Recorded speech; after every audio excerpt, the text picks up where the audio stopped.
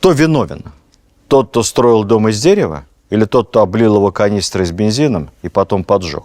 И получалось, что естественным образом имперская политика, такая необычная российская, помогала зарождению новых наций, а, соответственно, пробуждению в местных элитах того, что принято называть национальным самосознанием. Еще одна предпосылка, тоже не причина, но, наверное, предпосылка распада империи – это качество правящей элиты. Керенские пребывают в каком-то тумане, разъезжают по фронтам, готовят контрнаступ, который с треском провалится, к сожалению.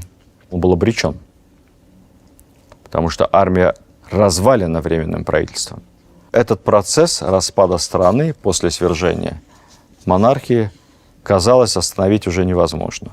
Процесс пошел, как говорил Михаил Сергеевич, пошел полным ходом. Большевики, захватив власть в столице, по сути, оказались у разбитого корыта.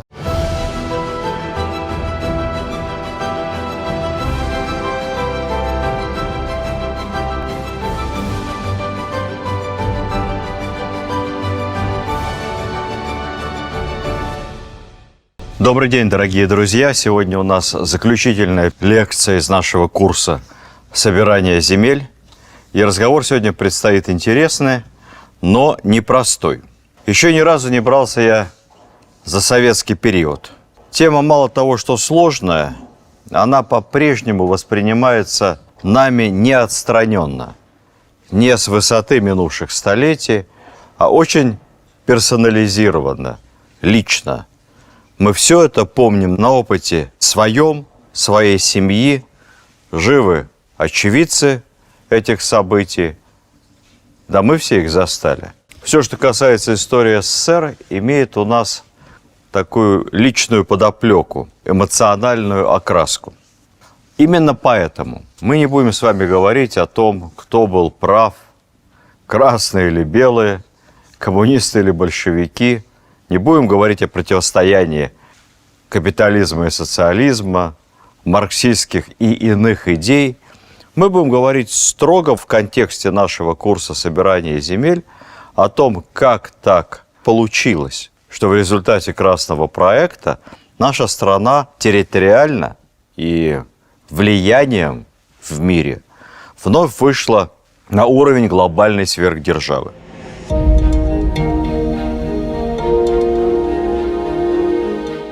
Начну вот с чего.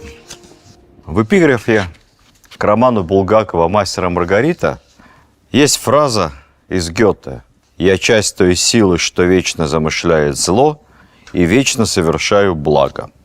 Не хочу проводить прямых монологий и не думаю, что большевики, придя к власти, сознательно замышляли какое-то зло, но и то благо, к которому они стремились, мировая революция, во-первых, большинством, многими, по крайней мере, благом совсем не считалось. А с другой стороны, это вот никак не относилось к историческому опыту, всему почти тысячелетнему опыту исторической России, опыту ее государственного строительства и имперского строительства в том числе.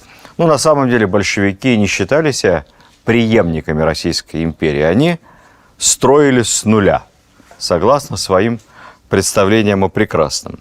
Но вот парадокс. Вопреки их собственной теории, вопреки, собственно, и намерениям коммунистических вождей, на выходе по форме получилось продолжение исторической имперской России.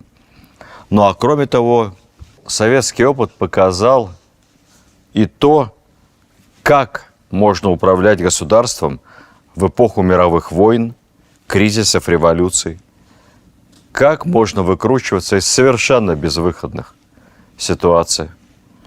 Как надо работать на износ, может быть, даже слишком, рвать жилы, добиваться результата сверхусилиями в кратчайшие сроки. Это был очень тяжелый опыт. Это был страшный опыт. Но его надо изучать, хотя бы потому, что, признаемся, у России, возможно, впереди тоже большая и тяжелая борьба за свое место в современном мире, мире грядущих кризисов и не дай бог, каких-то больших потрясений. Мы договоримся вот о чем. Мы не будем ни идеализировать красный проект, но и не будем его огульно очернять. Мы будем стараться смотреть под таким необычным для нас ракурсом, когда каждое историческое событие, каждый факт, надо понимать, когда-то был чьим-то конкретным политическим решением. И принимая это политическое решение, люди исходили из совершенно других конкретных того времени условий и обстоятельств. И воспринималась ситуация совершенно по-другому, чем мы на нее смотрим сегодня с высоты нашего опыта, с высоты прошедших десятилетий, из понимания того, в результате оказались правы люди, принимающие политическое решение, или нет. У них тогда, в эпоху войн, революции, разрухи и тотального цейтнота, отсутствия вообще какого бы то ни было времени на размышления и анализ, у них тогда этого нашего благополучного исторического постзнания просто не было.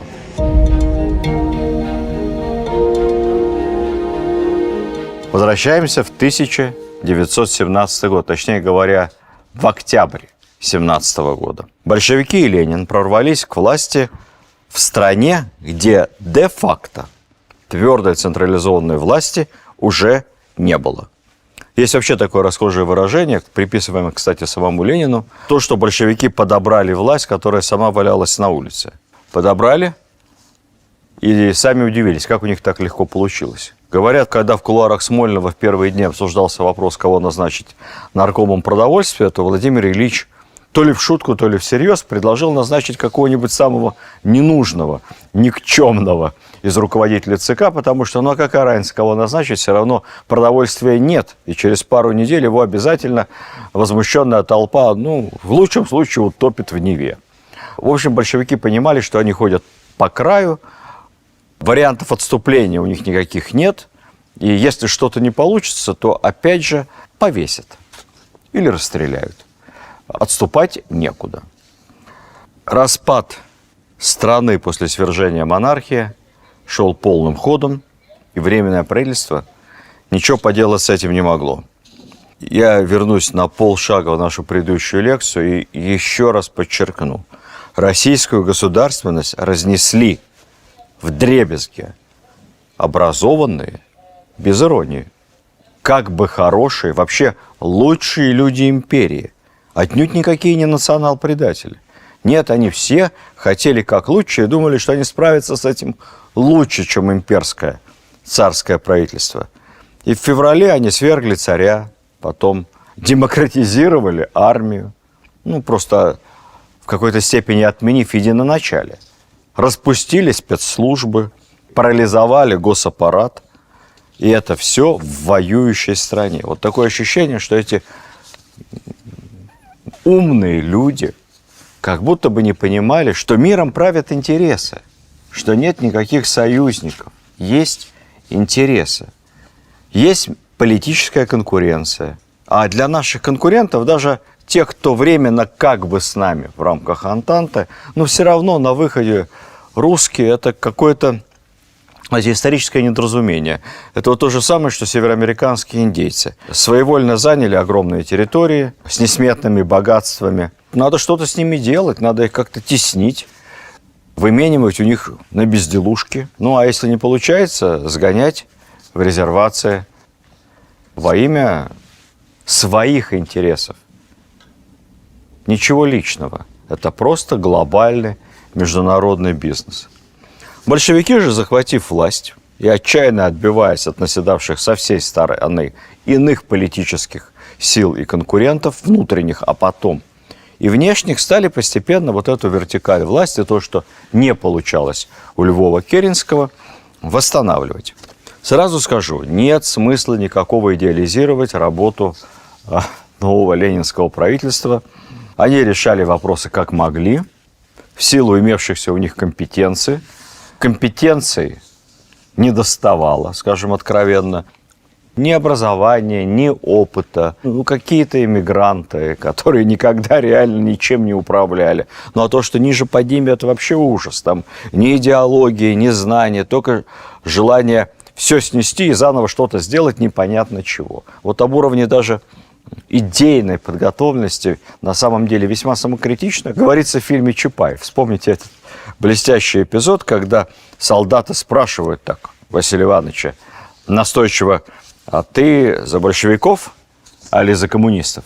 А Чапаев находчиво выкручивается и говорит: я за интернационал. И тут уже Фурманов припирает его к стенке. Говорит: за какой интернационал? Говорит: за второй или за третий? Ну, Василия Ивановича просто не возьмешь, на Микине не проведешь. Говорит: я за тот интернационал, за который Ленина. И все.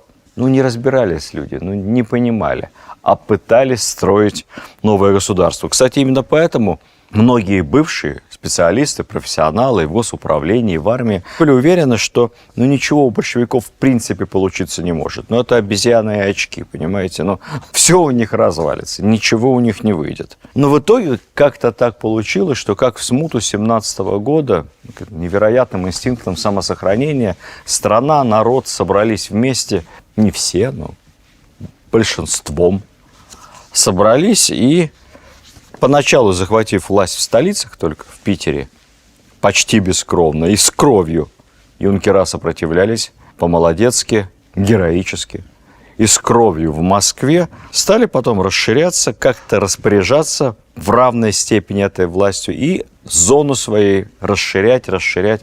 Вы знаете, говорил, что не хочу давать никаких оценок. У большевиков на выходе получилось. Криво, косо, с кровью, жестоко, с колоссальными издержками, но Россия так или иначе выжила в новой оболочке. Вместо Российской империи появилась Красная империя. Она выжила и даже совершила потом прорыв в новое индустриальное общество. Что бы было, если бы не было революции?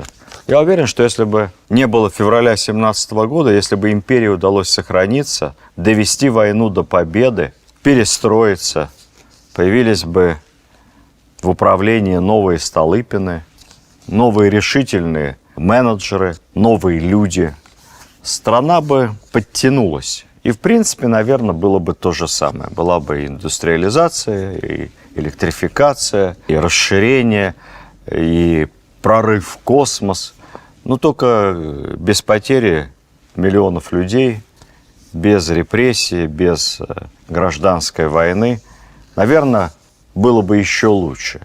Но история и судьба не дала этого шанса России.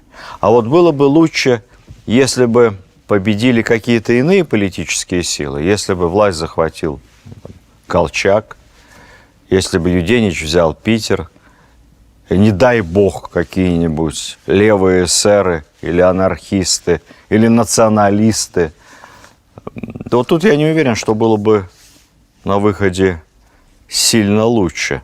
Мы просто этого не знаем. Мы не знаем, потому что быть хорошим военным и честным адмиралом или каким-то говорливым политиком на трибуне Государственной Думы, как показал опыт того же Керенского, это не значит быть хорошим менеджером. Понимаете, воевать и выступать в Думе – это не строить Днепрогэс и Магнитку. Не знаю. Мы просто не знаем, у них бы получилось ли лучше. А у большевиков вот получилось то, что получилось.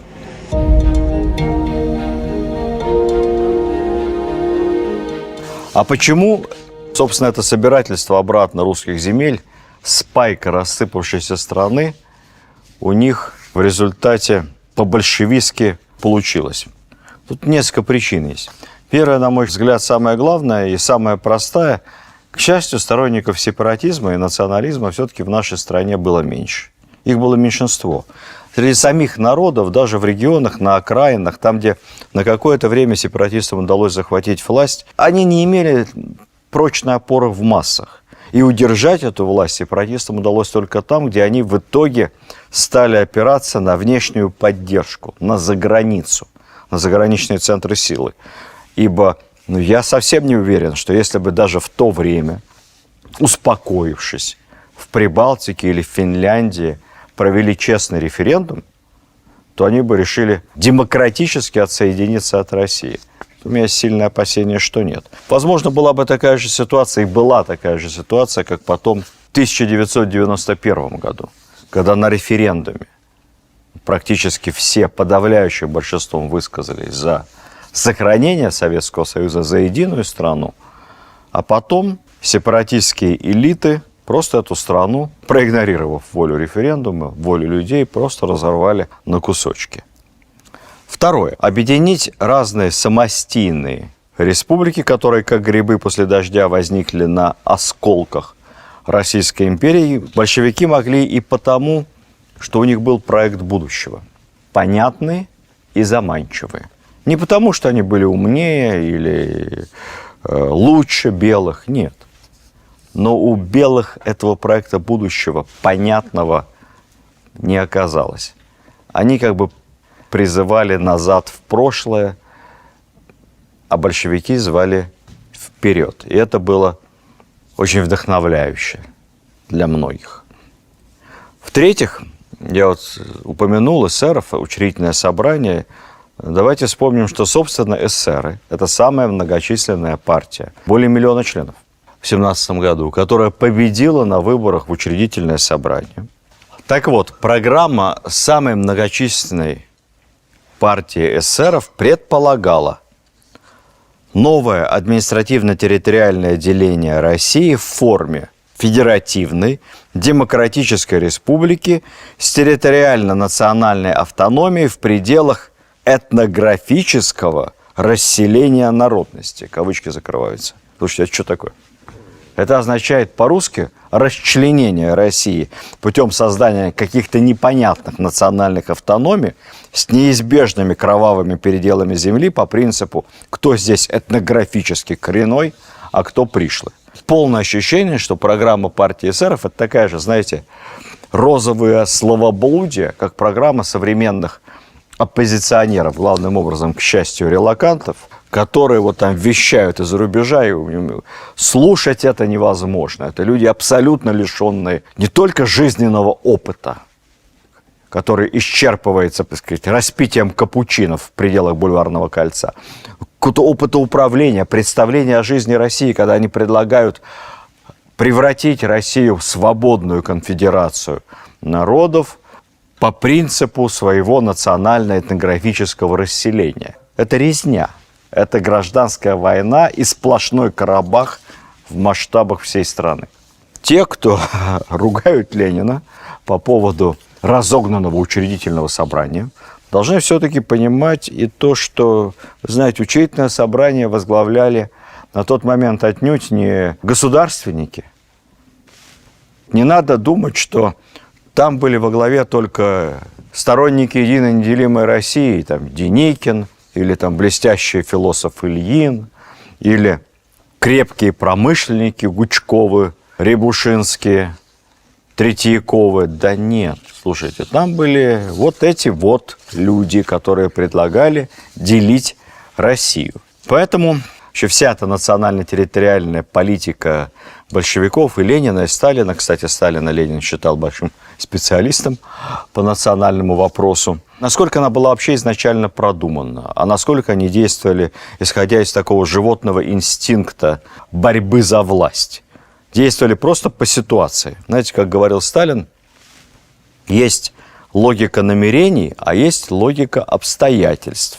И логика обстоятельств всегда оказывается сильнее. Вот в этих обстоятельствах гражданской войны, пытаясь перехватить у эсеров повестку, поскольку идея национального самоопределения, свободу угнетенным нациям, свободу создания там, территориальных каких-то автономных республик, это уже невозможно было, контролируя лишь столицы, остановить и пресечь. Иначе бы все националы, все территории тут же перестали бы подчиняться центральной власти. Ну, большевики попытались, опять современным языком, перехватить повестку, и если этот процесс ты не можешь остановить, значит, его возглавь. Мы не знаем сегодня, насколько это были убеждения, а насколько просто тактическое стремление завоевать симпатии и поддержку со стороны разного рода националистов. Но вот эти вот национальные лозунги самоопределения шли при этом в полнейшем противоречии с интернациональными лозунгами большевиков, там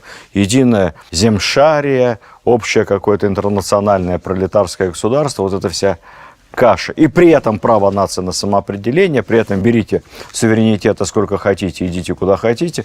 Вот эта вся каша, тем не менее, в отличие от, казалось бы, стройной, понятной идеи белых, России единая и неделимая, но вот эта каша позволила им собрать под себя самые разные силы, а сторонники имперской либо республиканской унитарной России оказались тактически в меньшинстве.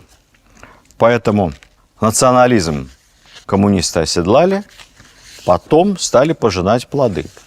Плоды, конечно, были негативные, потому что уже взяв власть под контроль, нужно было делать этим националам уступки. И получилось то, что получилось. Как говорится, криво-косо, преувеличивать компетенцию и опыт управленческий ленинского правительства не стоит. И это видно, например, ярче всего, когда мы вспоминаем, как сформировалась вот эта огромная советская Украина.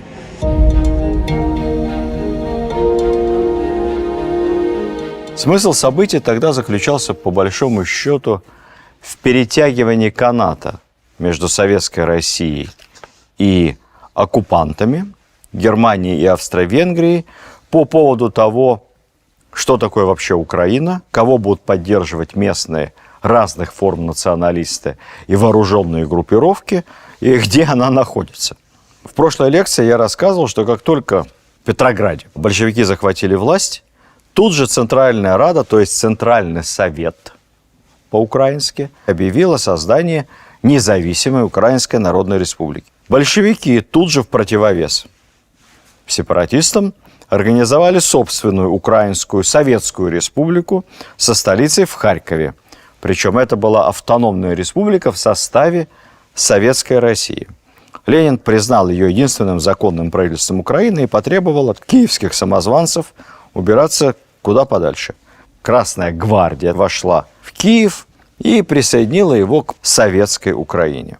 Удравшие члены Рады уже от имени независимой Украины заключили военный союз с Германией и Австро-Венгрией. Ну, понятно, что воевавшая с Россией, с Антантой Германия была заинтересована в том, чтобы часть России откололась, и это была как можно большая часть. Поэтому немцы перешли в наступление.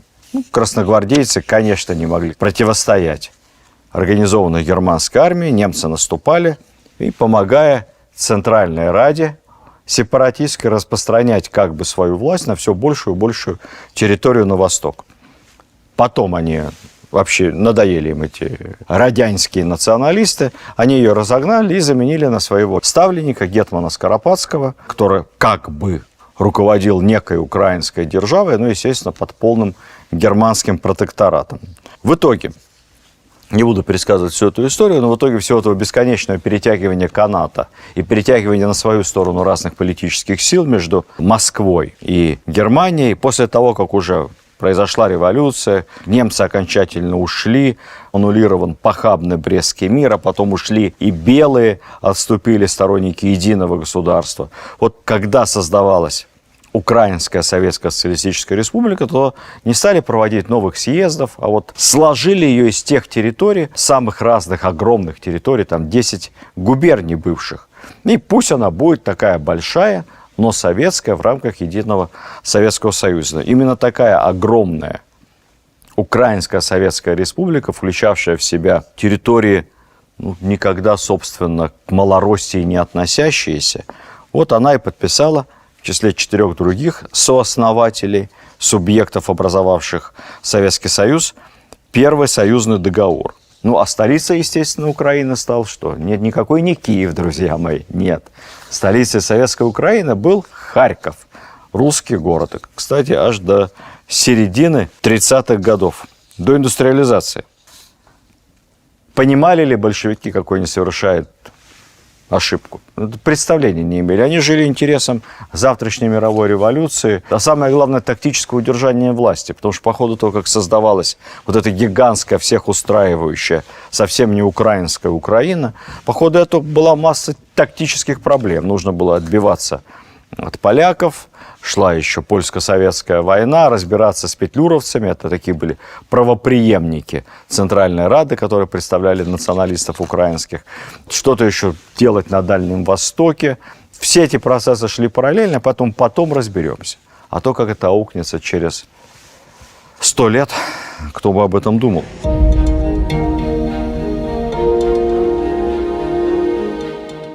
По другим направлениям Россия вышла из гражданской войны с сильно урезанными границами.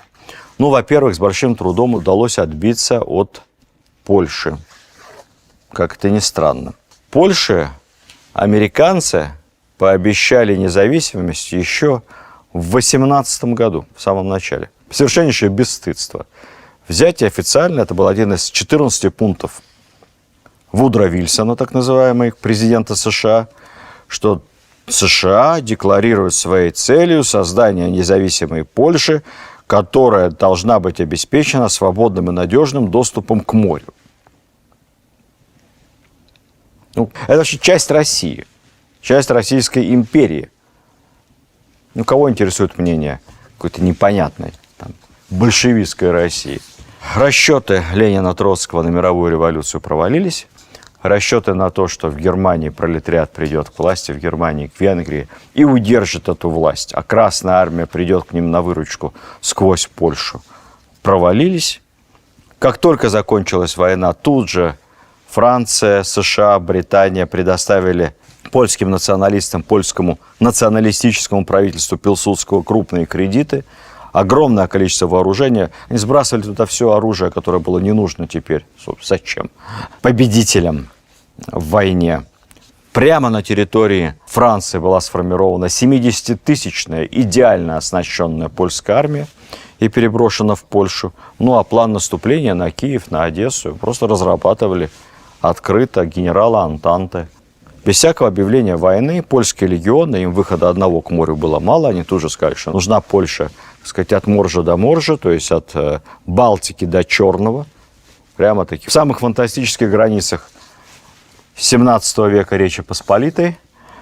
Война, Петлюра, белые, наши, красные, Врангель, все наши. Пересказывать это можно долго. Закончилось тем, что пришлось подписывать Рижский мир, и Москва, слабая власть пока еще, должна была согласиться с тем, что Польша захватила примерно на 200 километров на восток, даже от максимальной британской хотелки, от так называемой линии Керзона.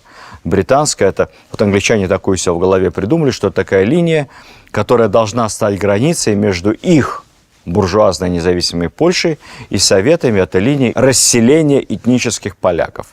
Но аппетит приходит во время еды, поэтому поляки ушли от этой линии Керзона на 200 километров на восток и, в общем, оттяпали себе часть Белоруссии, часть Украины и часть Литвы. Так получилось. Пришлось с этим согласиться.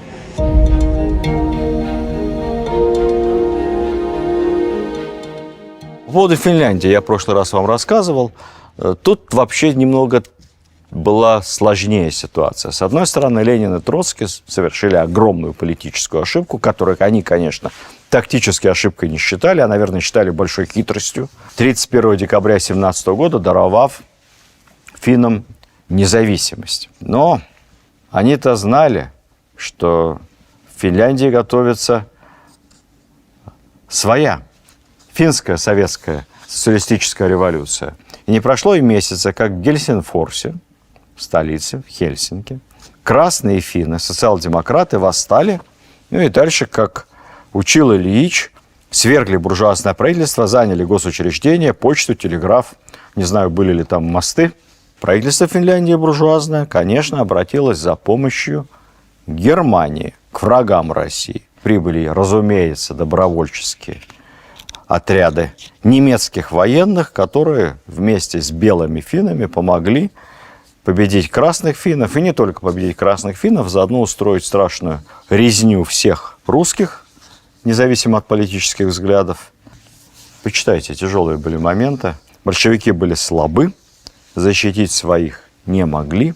Пришлось смириться с той границей Финляндии новой, которая была установлена Александром I. Александр I, когда образовывал Великое княжество Финляндское, отвоевав эту пустынную бедную провинцию у Швеции, он зачем-то, мы же любим такие жесты, с барского плеча, присоединил к Великому княжеству Финляндскому еще и старинные новгородские земли, Выборгскую губернию, которые всегда были новгородскими, потом были оккупированы шведами. Потом Петр I эти земли отвоевал, отвоевав, еще и заплатил за них шведам. То есть имел дважды полное международно-правовое легитимное право на Выборгскую губернию. Но Александр I ее, давайте, нам что жалко, вот как Крым Хрущев отдал Украинской ССР, какая разница в рамках одного кармана, также и Александр I отдал Выборг с окрестностями Финляндии. И это все теперь стало финским. И получилась ситуация, что граница с Финляндией проходит, как раз не сильно далеко от кольцевой автодороги в Ленинграде. И, в общем-то, можно прямо от границы дальнобойной артиллерии бить по Зимнему дворцу. Прибалтика. Как образовались независимые прибалтийские государства? Тоже, как вы понимаете, не в результате народного волеизъявления, а потому что Прибалтика в основном была оккупирована немецкими войсками в ходе Первой мировой. И уходить немцы оттуда не собирались. Что они только там не выдумывали. То они восстанавливали немецкое Курляндское герцогство, то образовывали какое-то Балтийское. Разве что Тевтонский орден там не восстановили. В общем, крутили вот эти разные формы германских протекторатов в составе, естественно, Великого Второго рейха. Там постоянно шли столкновения между сторонниками советов, националистами. Доминировала немецкая армия, организованная сила. На какое-то время красные даже захватывают Ригу, образуют и Латвийскую Советскую Республику, Эстонскую коммуну. Но не получилось. После вмешательства, опять же, немцев, польских вооруженных сил, не смогла советская власть утвердиться в Прибалтике, поэтому, опять же, недостаточно сильное, слабое большевистское правительство в Москве подписывает перемирие и соглашается с отделением. А куда деться? Сил нет собрать. С отделением Прибалтики. При этом граница проходит практически по линии фронта, по демаркационной линии. Так потеряли Прибалтику от внешнего вторжения.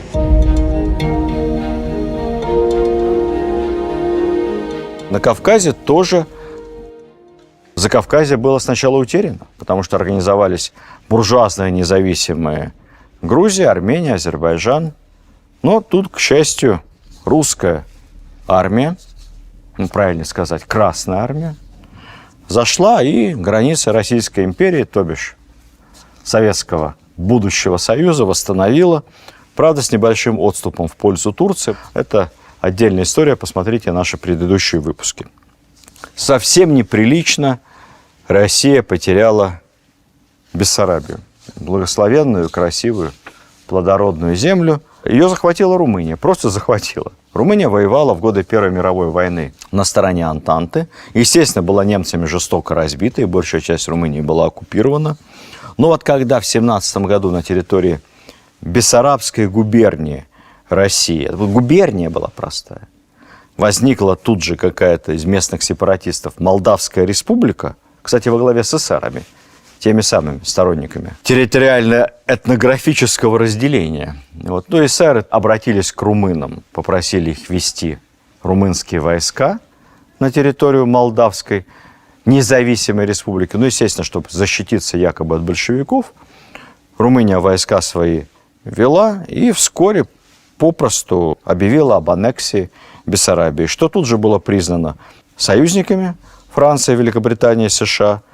Так что Бессарабия была также нагло захвачена. Откусили ее от России, как позже, в 1938 году, после подписания Мюнхенских соглашений, Польша так оттяпает, знаете, как гиена у Шархана, оттяпает у Чехословакии Тешинскую область под шумок.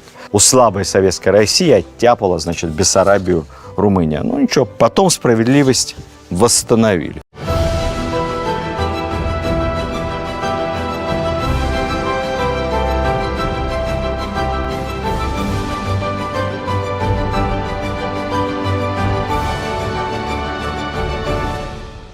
Давайте теперь поговорим о восстановлении справедливости.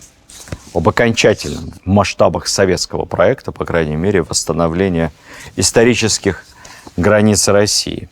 После гражданской войны НЭП, потом индустриализация, коллективизация, все ужасы, репрессии, ГУЛАГ и одновременно с этим невиданный подъем в сфере образования массового, культурного строительства, национального строительства. Продолжается ленинская политика коренизации, то есть в республиках все меньше унификации, все больше усиленно национальные языки, национальные кадры, национальные академии наук. Все это потом аукнется в 1991 году, но тогда казалось, что это правильно, что мы ведь союз республик. Когда Красная Россия окрепла, как началось восстановление справедливости в части исторических территорий.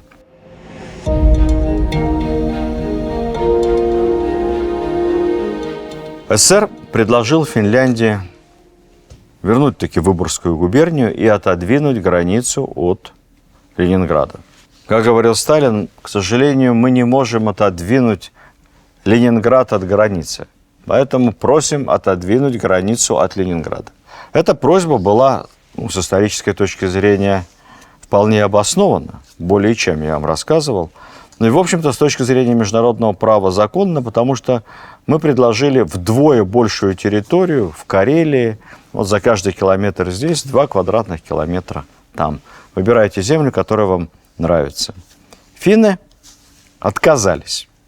Отказались даже вести переговоры, даже разговаривать на эту тему, подстрекаемые, естественно, Англия и Франция, потому что уже началась Вторая мировая война, и Англии и Франции нужен был повод, чтобы столкнуть Советский Союз и Германию. Они исходили из того, что если немцы тогда, далеко в 18 году, вооруженным путем вписались за независимую Финляндию, то и сейчас пусть начнется конфликт вооруженный между Советами и Финляндией, и немцы впишутся за финнов. В итоге никто не вписался за них, ни немцы, ни французы, ни англичане. Советско-финская война, границу отодвинули довольно серьезно, в том числе и в Карелии. Ну и никакой компенсации, естественно, Финляндия не получила. Это первое. Второе. Чуть ранее.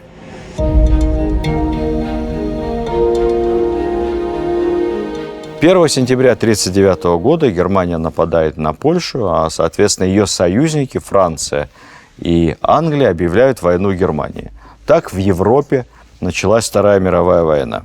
Но не прошло и 2 недель, как хваленая польская армия, которая до этого, если верить газетным заголовкам, в Варшаве, в Кракове, должна уже была быть в Берлине к этому моменту, как минимум. Хваленая польская армия была с невероятной скоростью разгромлена, разрезана на части. Немецкие войска стоят у Варшавы. Польское правительство бежит сложным маршрутом, как Остап Бендер, сначала в Румынию, потом из Румынии во Францию. И только после этого все, в Польше не существует власти. Продолжают оказывать сопротивление отдельные храбрые воинские части. Все.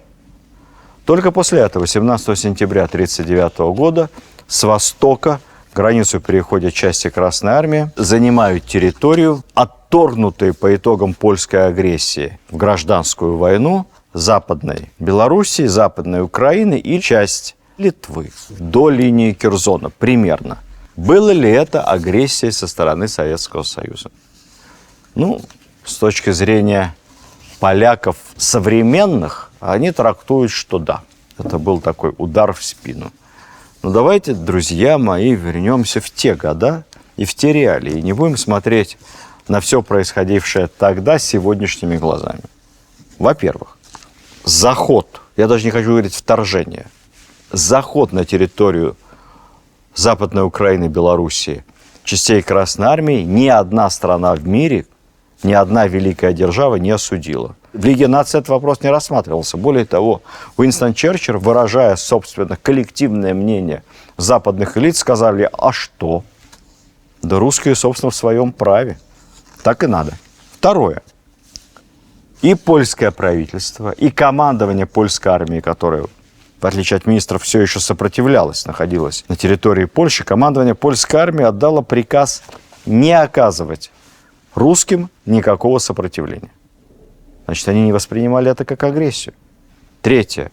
Местное население действительно цветами встречало наших, потому что видели в советских солдатах защитников от немцев, освободителей. Так что в итоге тогда все быстро развивалось. Октябрь 1939 года. Давайте уж напишем, а то мы совсем забыли про нашу хронологическую доску. Октябрь 1939 года. Западная Украина, Белоруссия и часть Литвы. Там проходят выборы, голосование. Не обращаются с просьбой присоединить их к Советскому Союзу, воссоединиться с Украинской и Белорусско-Советскими республиками. Кстати сказать, освобожденную Виленскую область со столицей в городе Вильна, она же Вильнюс, советское правительство великодушно передает безвозмездно, то есть даром, независимой на тот момент Литве. Так, территории, которые были 20 лет под оккупацией Польши, вернулись в состав Советской России.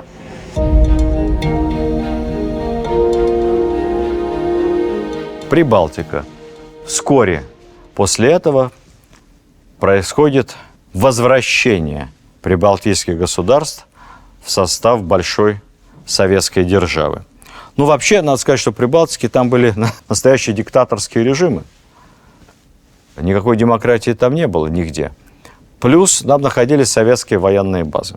Открылось окно возможностей, и советское руководство, понимая, что с Германией мы договорились, они защищать прибалтов не будут, Англии, Франции не до нас, там идет война на Западном фронте. И вот открывается окно возможности, когда можно вернуть эти территории в состав Красной империи.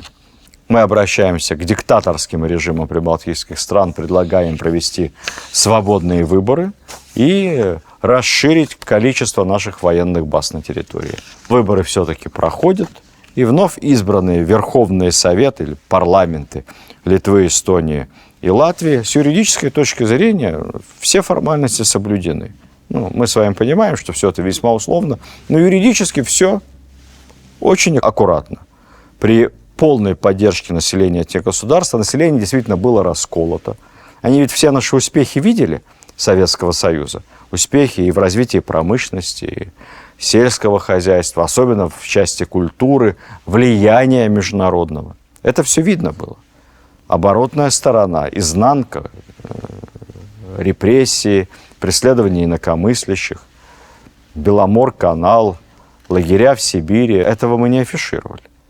Поэтому с внешней стороны ситуация в Советском Союзе выглядела очень привлекательно. И многие западные интеллектуалы, и преподаватели, профессура, прославленные писатели, ученые, они ведь все горячо и искренне поддерживали Советский Союз. Им просто показывали светлую сторону. На остальное не обращали внимания.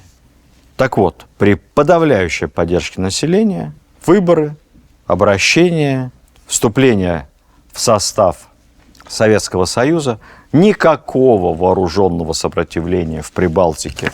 Это 1940 год. Нет. Более того, вооруженные силы Латвии, Литвы и Эстонии с сохранением военной формы поменяли местные значки, листочки и звездочки на наши ромбики и треугольнички. Вот прямо в той же военной форме, не меняя руководство, вливаются в состав Красной армии. Полицейские, жандармские части становятся частями народной милиции. Все. Называйте это захватом, называйте это свободным выбором трудового народа. Латышей, эстонцев, литовцев. Можно назвать это инкорпорацией, но это были реалии того времени. И так поступали все, когда соответствующее окно возможностей открывалось.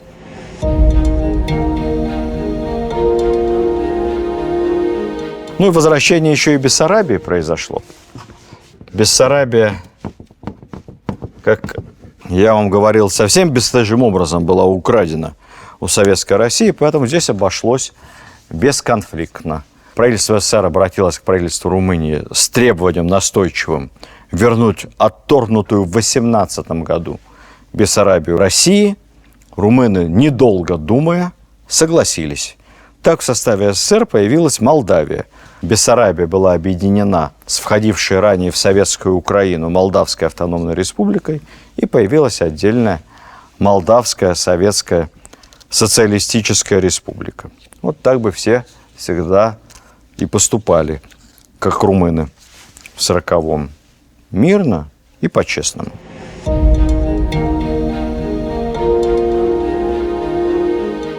На Дальнем Востоке восстановить справедливость удалось только в результате войны с Японией в 1945 году.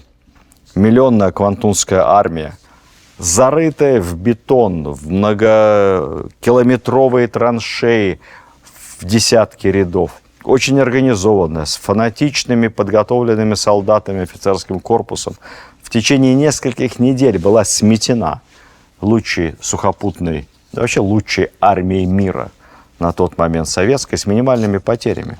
Японцы потеряли, находясь в обороне, убитыми, ранеными и пленными более 600 тысяч солдат и офицеров. Красная армия потеряла 12 тысяч.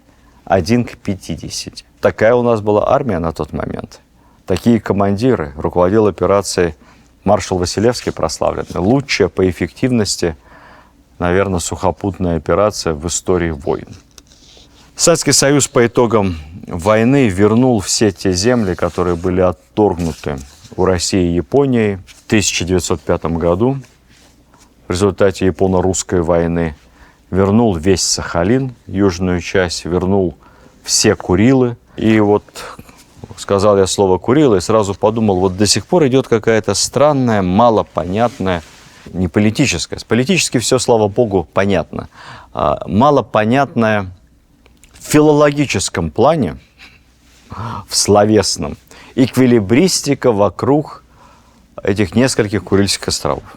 Мы вроде как Японию победили, она подписала акт о капитуляции, но там уже нужен какой-то мирный договор, а мирный договор подписали, но не так, не все и не там. Слушайте, друзья мои, о чем разговор? Что такое безоговорочная капитуляция? Безоговорочная капитуляция означает, что государство ликвидируется, все его институты, оно теряет свои границы, оно теряет правительство, вооруженные силы и полностью отдается на волю победителя, который самостоятельно принимает решение о том, как эта территория будет в дальнейшем управляться, содержаться и охраняться. И вообще, сколько этой территории будет. Япония безоговорочно капитулировала перед Соединенными Штатами и Советским Союзом. И на этом тема Курильских островов закрыта. Это острова, которые открыли, я опять возвращаю вас в наши предыдущие лекции, которые открыли мы нанесли на карту. С 18 века никто их у нас не оспаривал. Да, какое-то время очень непродолжительное, это мгновение по историческим меркам, они обманным путем находились в составе Японии. Все. Тема закрыта, исчерпана. Капитуляция. Когда вы кого-то победили, вы с ним после этого никаких мирных договоров заключать не должны. Это все нелепая, квазилиберальная политическая фразеология. Точка.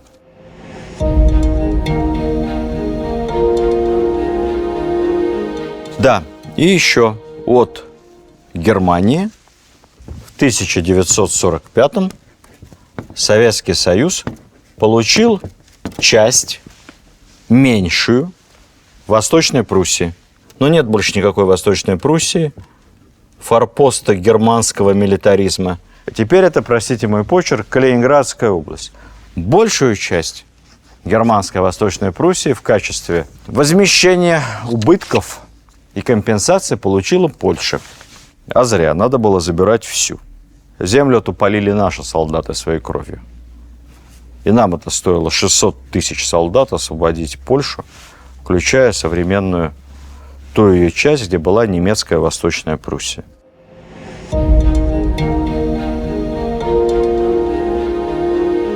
Не все получилось, что хотели. Сталин планировал добиться права на создание наших военно-морских баз на Черноморских проливах в районе Босфора, Дарданелл, и взять их, по сути, под контроль, обеспечить свободный выход наших торговых военных судов в Средиземное море. Нет, насмерть стали союзники, не допустили, а мы не дожали. Может быть, тогда могли, а может, уже и не могли. У американцев было ядерное оружие. Американцы пообещали нам Хоккайдо, громадный северный японский остров. Какие Курилы? Хоккайдо, земли, исторически населенные айнами, той же народности, которая населяла и Курилы ранее, должен был бы стать советским Хоккайдо. Но нет, это Рузвельт обещал. А Труман уже не обещал, а Труман махал ядерной дубинкой. И в последнюю секунду советский десант Хоккайдо был отменен. Мы решили не нагнетать, не провоцировать Соединенные Штаты на разрыв отношений.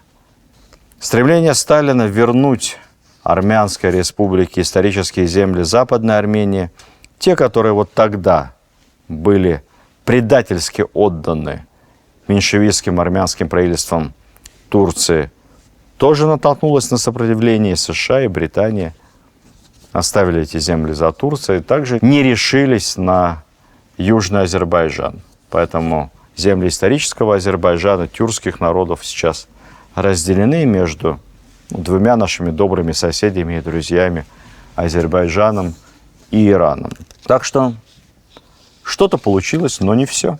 Вообще право быть империей, мировым центром силы, оно не передается по наследству. Это право надо заслужить.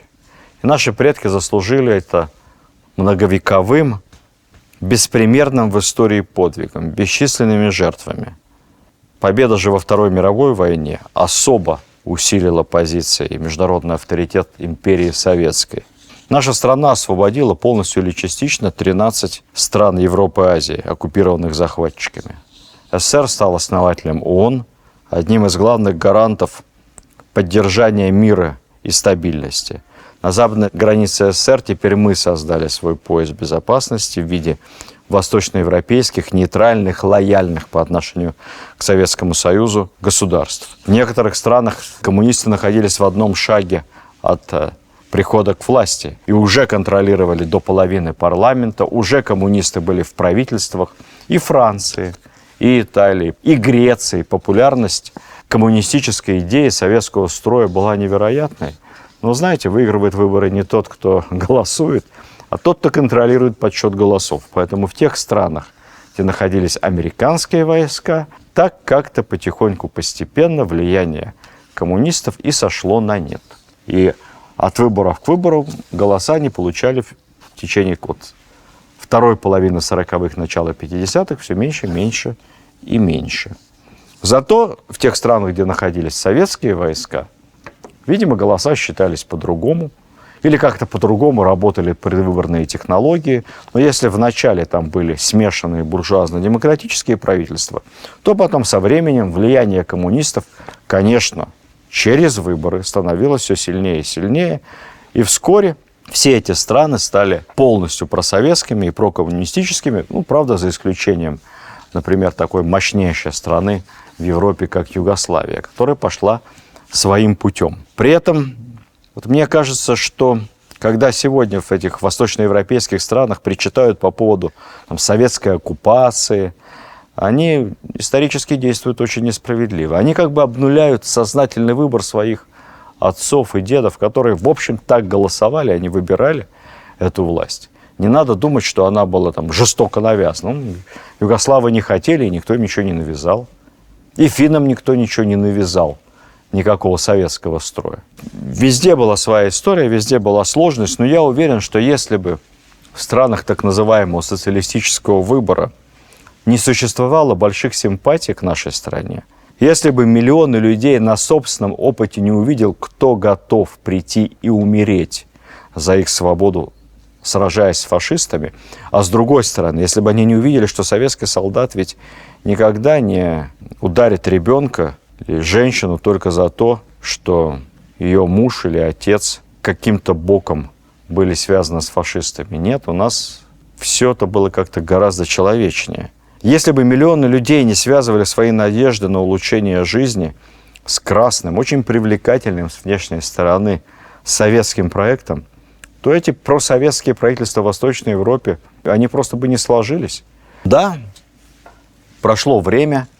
Время показало, что экономически эта модель неэффективна. Многие разочаровались.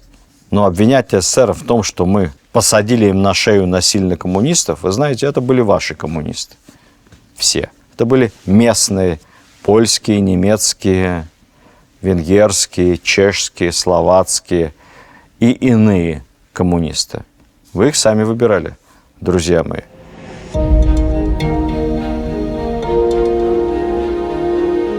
Не забываем еще об одном, что Советский Союз тоже был такой же странной империей, как и Российская. Совет экономической взаимопомощи, созданный среди стран советского блока в 1949 году, собственно, взаимопомощь там была довольно простой. СССР помогал своим странам-сателлитам и союзникам. Так же, как Центральная Россия датировала национальные республики от Прибалтики до Кавказа и Средней Азии, всячески вытягивая их экономику наверх, развивая окраины, в результате чего, как было и в Российской империи, центр, метрополия экономически жили хуже, чем национальные окраины. Вот этот вот странный империализм, наоборот, называемый теперь советским интернационализмом, проявился и в том, как строилась политика СССР в мире. Огромные ресурсы, военные, экономические, хозяйственные, научные, человеческие, кадровые, бросались на поддержку стран так называемого социалистического выбора. А стран этих было почти вся Африка, Азия, часть Латинской и Центральной Америки. СССР помогал Вьетнаму бороться с Соединенными Штатами, Индии в конфликте с Пакистаном, арабам строить новую жизнь, создавать свою промышленность, противостоять Израилю и Соединенным Штатам, Анголе, Мозамбике, Гвинее-Бисау, Никарагуа. Вот у меня список стран социалистической ориентации, в каждой из которых были советские специалисты, бесконечные советские кредиты, списываемые все время. Строили советские заводы, гидроэлектростанции, бесплатно обучались студенты. Все удивительно, откуда мы брали ресурсы, честно говоря. И это вот мелким шрифтом. Половина мира. Наверное, даже больше. Были ли минусы в этой политике? Конечно. Это все соки, это все наша экономика, это наш труд. Мы теперь понимаем, что эта помощь, наверное, надо было делать ее так по-американски. Наверное, лучше надо было работать с элитами, как-то плотнее их привязывать к нам. Опять же, как делают американцы по всему миру. Но была и оборотная сторона. Была колоссальная симпатия к Советскому Союзу. Русский язык был мировым языком, который изучали сотни миллионов, если не миллиарды людей по всему миру. Мы предлагали интересный проект будущего. Кстати сказать, в рамках этого проекта не предполагалось расширение, собственно, Советского Союза, вот нашего государства. Ведь после войны с предложениями войти в состав СССР обращались и не раз, и Болгария, на каком-то этапе Югославия на начальном, Монголия. Но СССР, в общем-то, не хотел расширяться. Наша сфера влияния в Восточной Европе появилась не потому, что Сталин хотел завоевать весь мир. Это было как бы результатом жестокого противостояния систем, миров, холодной войны. Либо империя должна расширяться и защищать себя, окружать союзниками, либо она обречена. А речь о серьезном расширении, собственно, самого Советского Союза, увеличении числа республик, да нет, после войны мы об этом всерьез никогда не думали. Для нас даже содержание СЭФ и всех этих сателлитов, даже это было слишком большой экономической нагрузкой. И, в общем-то, все понимали, что мы это делаем за счет собственных ресурсов. И, в общем, в ущерб собственному внутреннему развитию. Так что СССР превратился из империи в такое имперское сообщество, или содружество, огромное, наверное, больше половины мира. И кульминация этого содружества, кульминация этой идеи стало подписание 1 августа 1975 года в Хельсинки заключительного акта совещания по безопасности и сотрудничеству в Европе. Глобального акта, который подписали СССР, США, Канада и 33 европейских государства, зафиксировав, что все, подводится черта, страны равны, принцип суверенного равенства, границы нерушимы, сила для изменения границ применяться не будет, все подписанты отказываются от вмешательства во внутренние дела друг друга, уважают права и свободы человека. В каком-то смысле Хельсинский акт 1975 года, зафиксировавший границы великих держав после Второй мировой войны, являлся наивысшей точкой могущества и влияния нашей страны. Фиксация этого влияния, возможно, за всю тысячелетнюю историю России. Все, я подчеркну, все, что происходит в мире после распада Советского Союза, все противоречит этому Хельсинскому акту. Это означает, что все подписанты США, Канада, западноевропейские государства, они все нарушили то, что обещали в 1975 году в Хельсинки.